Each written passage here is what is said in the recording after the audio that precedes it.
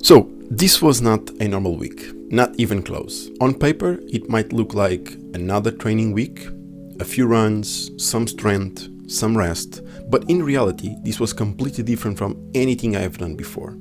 I've never done a body composition test, I've never had my lactate thresholds measured, and I've never gone all the way to VO₂ Max in a lab. So this week wasn't meant to be a typical one.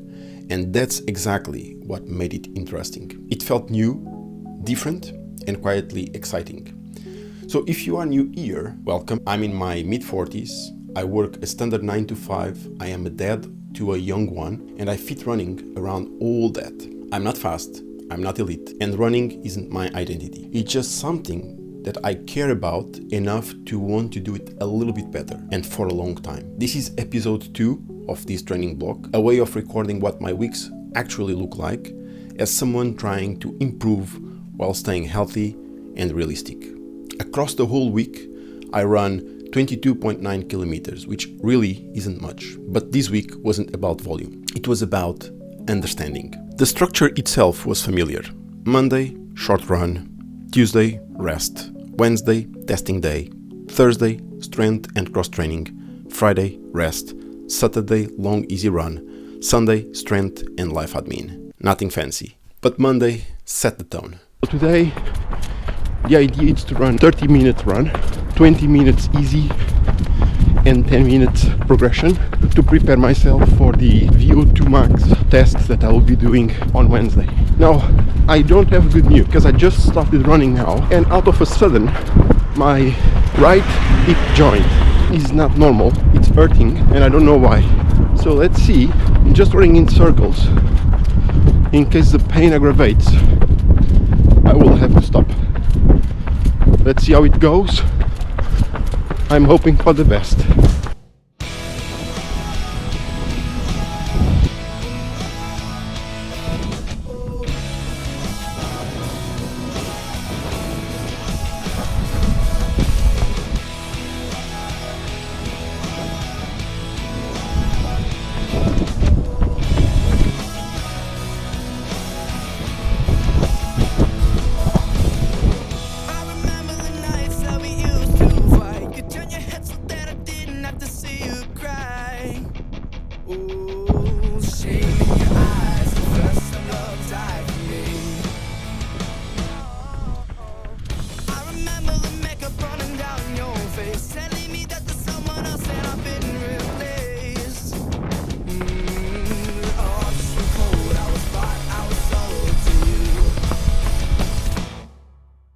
So 30 minutes total, 20 minutes easy, 10 minutes progression, just gently winding things up ahead of testing later in the week, doing the VO₂ Max test, and straight away it pushed back.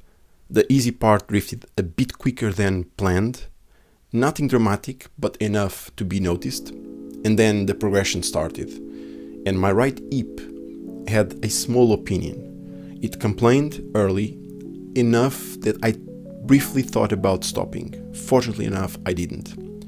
That familiar question, is this something or is this nothing, came through. Thankfully, it just settled. But when I tried to push on, I hit a hard plateau, 5:15 per kilometer. Everything just stalled. The plan said, keep pushing hard, but my body said, that's about it, mate. It wasn't pretty, but it was honest, and I finished feeling better than I started, which is great. At the time, I didn't realize it, but that plateau was already telling me something for the next one. In shape or whatever to run at these paces or speed. My initial intention was to in fact run like reduce 10 seconds every 1 minute. Easily I figure out that would not be working, so I've stepped back a little bit in that decision and started to go out with only 5 seconds faster than the previous minute. I didn't reach the point because my maximum was like 5:11, 5:15, and I've just stayed there all the way until the end.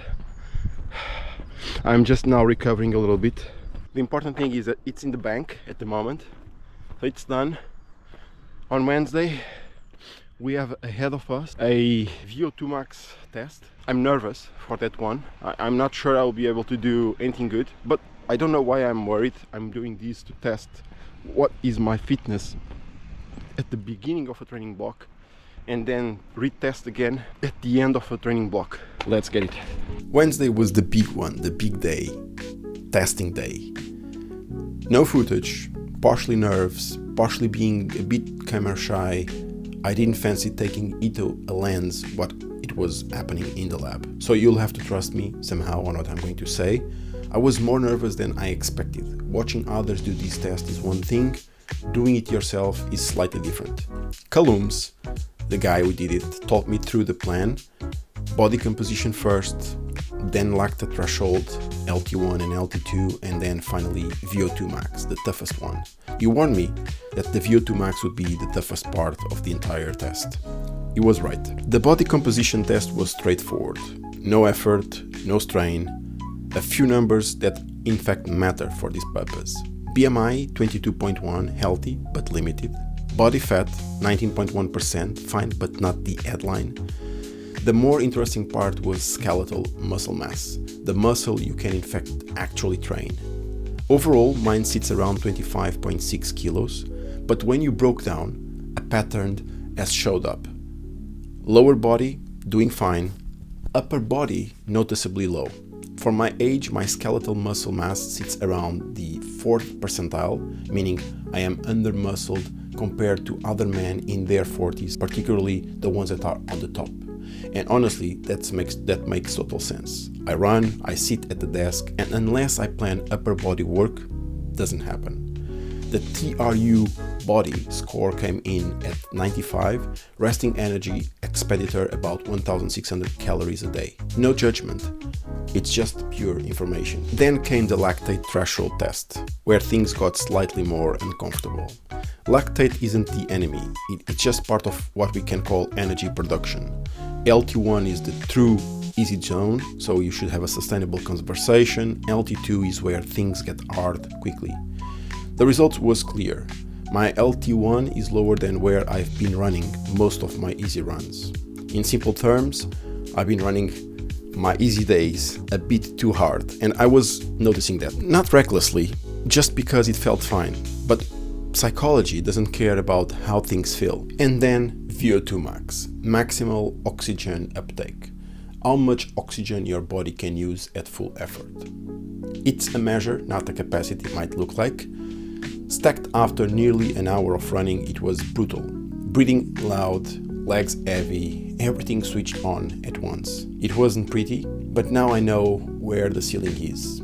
45.8. When I shared the results with my coach, the message was clear and calm. Slow down the easy runs, but properly slow them down. Stay under LT1, not even flirting with it. The elliptical sessions, they've been too easy, and in fact those need to sit slightly higher if they are replacing what we have been calling speed workouts. Strength training is to stay, especially to build muscle where I'm lacking, as we have seen before, and not more training. Just trying to be better placed from what it was before. This week I went to do a VO₂ Max test.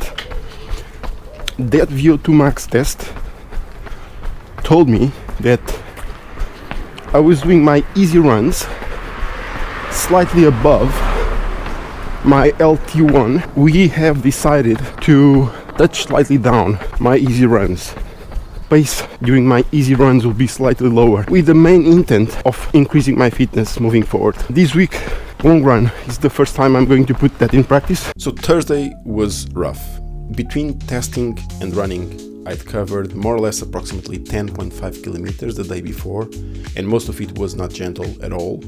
So I still got strength done at lunch, and then after a long day at work, I got on the elliptical, and I was so tired going in, and properly destroyed coming out of that exercise.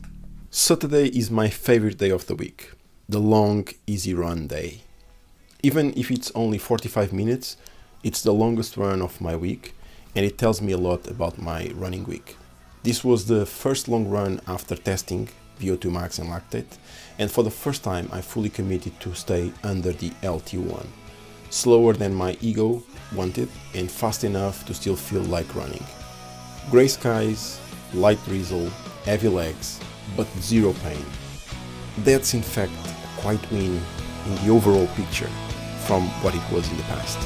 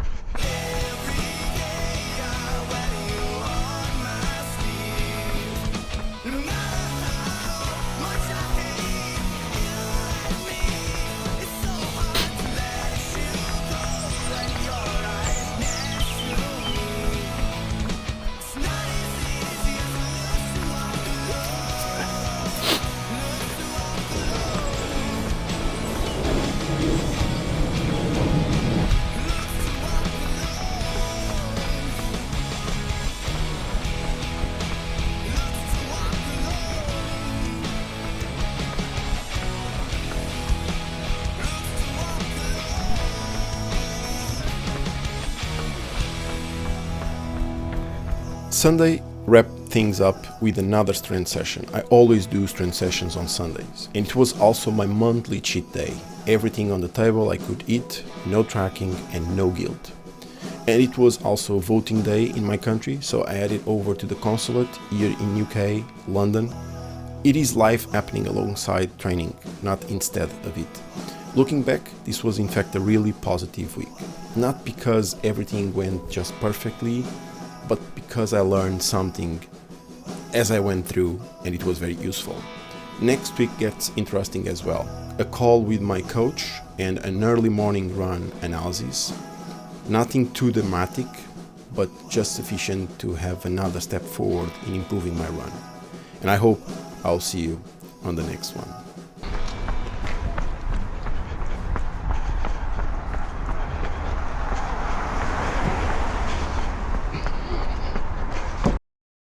What's really important for running firm. So we have to do what we have to do.